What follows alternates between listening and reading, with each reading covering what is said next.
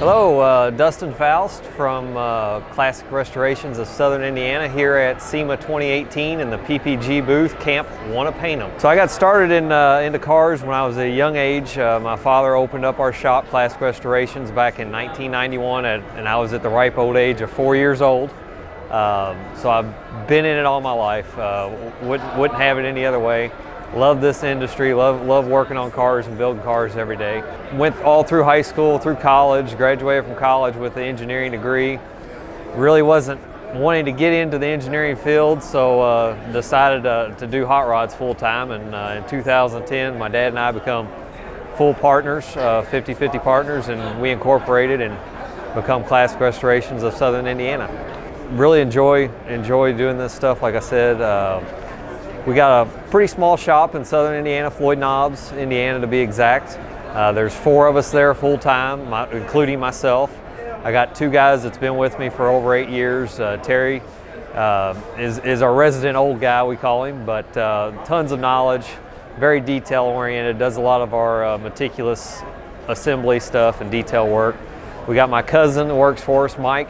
He's kind of the shop clown. He makes day-to-day entertaining, and he's our big detail guy. And then we just got a new guy, James. We're kind of finding his fit right now. He's doing well for us. He's been with us for just a few weeks now, but he'll find his spot and fit in real well for us.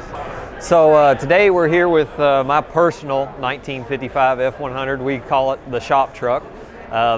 It gets that name for a very good reason. I got this truck for my 13th birthday. Of course, we were still in business with the shop, and it took a total of 16 years for me to complete this truck. A lot of nights and weekends. Of course, I was going to school and things like that, and running a business, which didn't allow much time for working on personal projects. So, you know, the truck was kind of become a staple in the shop. So that's how it got its name, a shop truck. I got this truck because I just love the styling of it.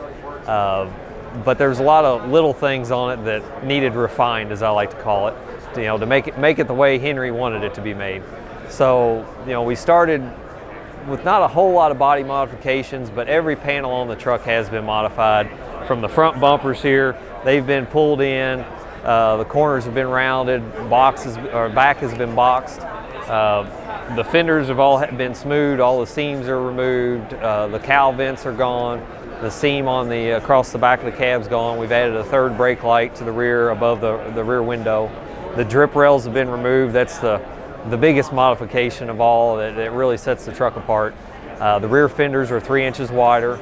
The bed's been raised 1.5 inches. The running boards have all been raised to tuck up to the bottom of the cab and fit like it should. We got a full custom red leather interior in there done by Cutter's Hot Rod Interiors. They're out of Dillsboro, Indiana, and we really like working with Darren and his team. They do really good work. Of course, the back of the truck, the bed, as you can see, I've designed my own hinge system to be able to open up the 2 center boards so that you can see the gas tank and be able to fill it up with fuel, and then be able to see the rear end, which is a winter's quick change that's down underneath there, all fully polished. The whole bottom side of the truck is really more detailed than even the top side, with a lot of polished aluminum, chrome plating, polished stainless. It's all custom one-off chassis built by Rods by Rowdy, just around the corner from us in Floyds Knobs, Indiana. The engine's a 545 big block Ford.